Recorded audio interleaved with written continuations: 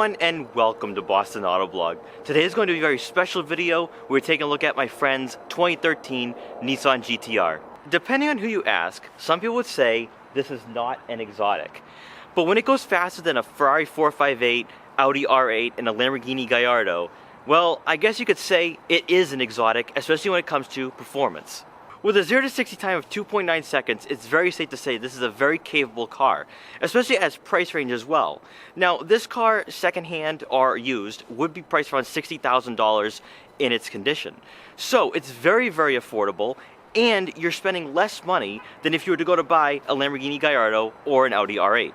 So let's take a good long look at this car and also ask my friend what he likes about the Nissan GTR and why he bought it.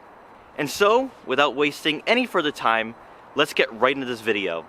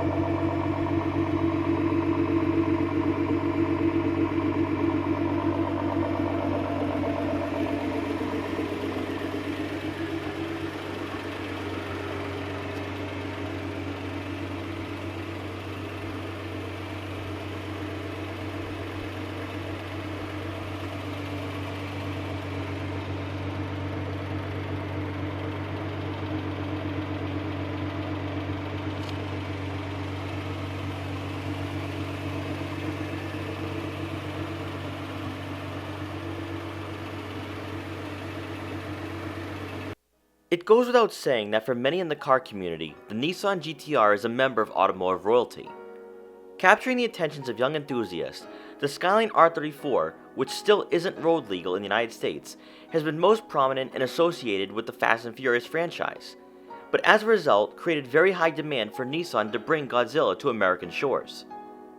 With an entire generation growing up adoring a car they couldn't purchase, the Nissan GTR R35 not only immediately filled the void, it brought exotic car performance to the masses at a price point that still to this day astonishes car enthusiasts.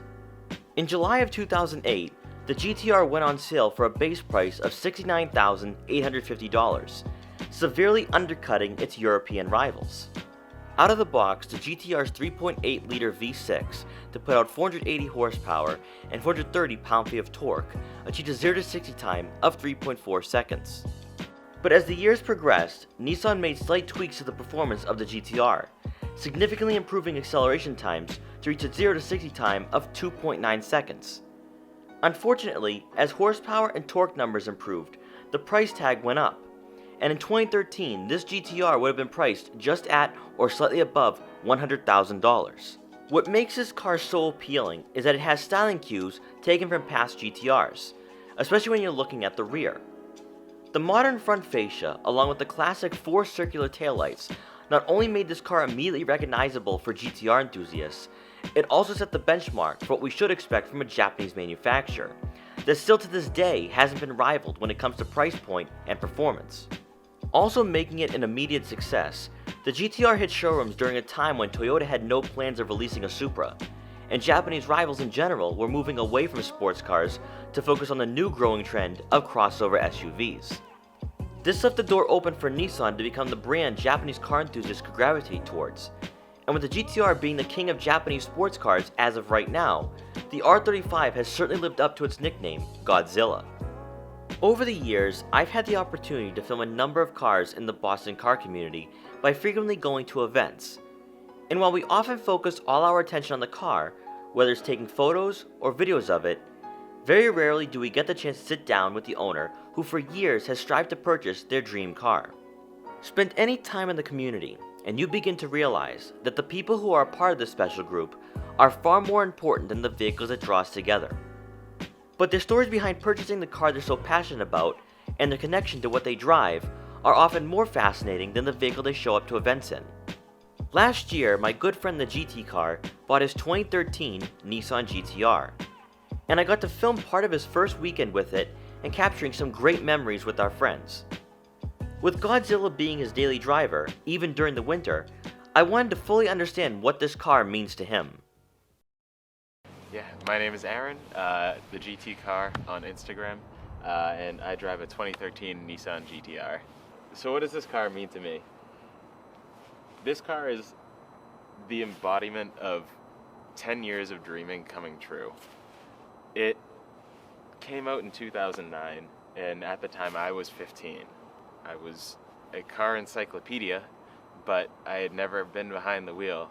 But I was getting ready to. I was about to turn 16. That's what you do when you turn 16. You get your license, and it's what everyone looks forward to. I was looking forward to it as well. And when the GTR kind of came onto my radar, obviously, in one of probably many nights of just spending way too much time looking up stuff on cars, it stuck. It was the car to beat at a price point that was less than the cars that it outperformed. 458 Italia, faster in a straight line and around a track, faster than a Lamborghini Gallardo, faster than an Audi R8. This car it deserved the name Godzilla. And I knew that at some point in my future, I needed to have Godzilla in my life. So I saved every penny that I had from 16 all the way up until last May, 24.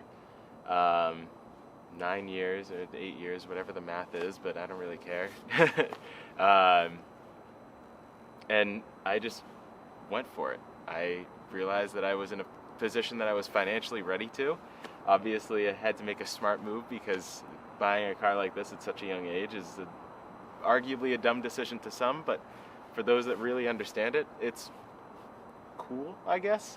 But I knew that it was, regardless of what other people thought, it was what I wanted to do in the end. So I went for it, and I never looked back, and it's been an absolute dream since. Literally living a dream, and having this sitting in my driveway is something that makes me smile constantly. It's awesome.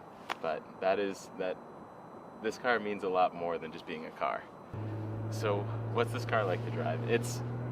Getting behind the wheel of it is something that can be different every single day. And that's just simply because of two things. One, the interior structure. It's like every single knob, switch, button in that car is laid out. Feels like an airplane cockpit when you're in there. You just have, if you want to change driving modes, there's like a whole procedure of things that you have to do. It's fun. And then the second kind of piece of it that I absolutely love, and I know that it's something that doesn't really sing to the hearts of most driving enthusiasts, but I love that this car, specifically for 2013, 2012 and up, is the perfect balance of technical and mechanical. You still get that driver's feedback, you still feel the car talking to you, but it also aspires that confidence, because you know that even though there may be some driver error, there may be some certain things that a driver has less control over, the car is there to back you up.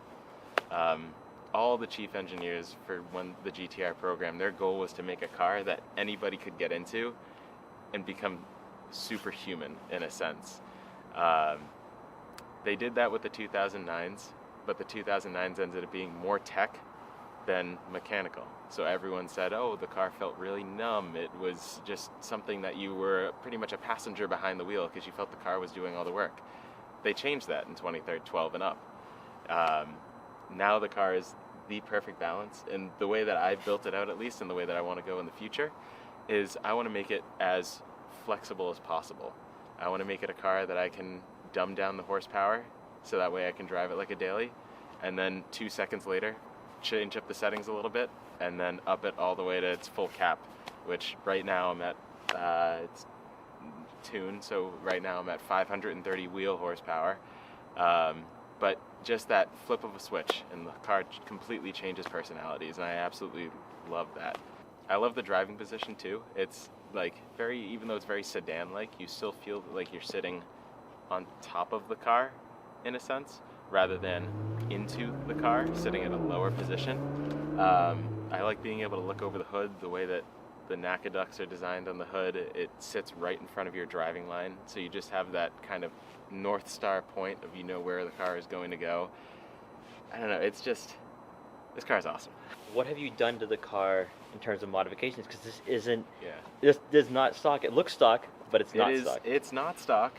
I can't say that it's built out as much as other GTR owners, but I hope to get there in the future. But all it has right now is a Linney Stage 1 tune, done by Ben Linney out in the UK, and a full Armytrix titanium exhaust. That is seriously the game changer in the car. The tune is what unlocks the extra horsepower and torque out of the stock internals, but in the end, with the stock mid-pipe and the stock catback, the car sounded like a vacuum cleaner. Really swapping up the internals for titanium or even just anything else opens it up and really lets it breathe. So as you can probably hear right now, it's just a little bit droney because we're between that kind of 2,000 to 3,000 RPM range with the Armytrix exhaust. Once you press this button to close the valve, it becomes a lot more manageable. Not as droney. You still kind of get that sound of the reverberation, but it's a lot quieter in the cabin, which is the most important thing. So that's why you can still take an exhaust that's loud out for a long drive. So that just adds even more to the driving experience. And because the exhaust is valved, titanium, really high vibrating metal, at certain points it does drone within the power band, but it's valved. So you can always just shut the valve, cut the drone out. If you're ever driving around town and want to be a little bit more inconspicuous, close the valve, you'll be quiet. And then if you want to be loud again, I wanted this car to be flexible, you just open up the valve and then the car hits its full volume, full 120 decibels under load. It is, it's something. It sounds like a trumpet, and I love it. What are your future plans for this car? So, when I originally bought the car, I was like, oh, okay, cool. I have a GTR now. It's good as is. I'm gonna keep it stock. And that, very, very quickly, the bug hit, and it just went to the wayside. My plan in the next few months, it's February now, so I plan on getting the car inspected in May once that's up, passing inspection, because I will, and it's a stock car in terms of its internals, kind of, and then I'm just going to full send it and go full bolt-ons, do the rest of it. I have intakes left to do, 3-inch intakes. Downpipes, no, I'm going to go Boost Logic because those already come Cerakoted, so they'll keep in the heat a lot more, and the car will get even louder at that point. But again, it's valved so it can dumb down. And then I already have sitting at home the injectors and pumps for E85, and then I want to add in a Visconti flex fuel kit to kind of finish it all off. All goes right, all goes in well. I should be making 650 wheel horsepower on full E85 and then 600 wheel on full pump gas. So the car will definitely be a whole different animal than what it is now, and I absolutely can't wait for it. Everything's all about timing, everything is all about smart spending, so I just gotta wait until I know I can do it, but then once I do, I know I'll have zero regrets. It's also kind of the safe thing to do in the GTR community is to go full bolt-ons, because the car will be making somewhere around 600 torque. 600 torque is a very safe figure. Things start to break once you go higher. And then transmission reinforcements, those are, 10 grand at a minimum. That's something that I know that I can't do. So I want to try to eke out as much as I can out of the car while it's stock, and then you know, save for a while and see where it goes from there. But for right now, the near future is full bolt-ons with flex fuel. Again, goal is to make the car just as flexible as possible, and literally adding flex fuel is the game changer. If you do have the opportunity of driving one of these, sitting in one of these, take it, because it might really change your opinion on the car. You may hear a lot about how good it is, but the real thing that defines a car is experiencing how good it is. I get the chance to do that. I'm lucky enough to do that every single day. But my goal with this car too is to not be the only person to experience it. I want to be able to share this car with the community. And kind of leaving it on that note, this car is my dream, but I also want I want other people to really understand it too. That's really what I want.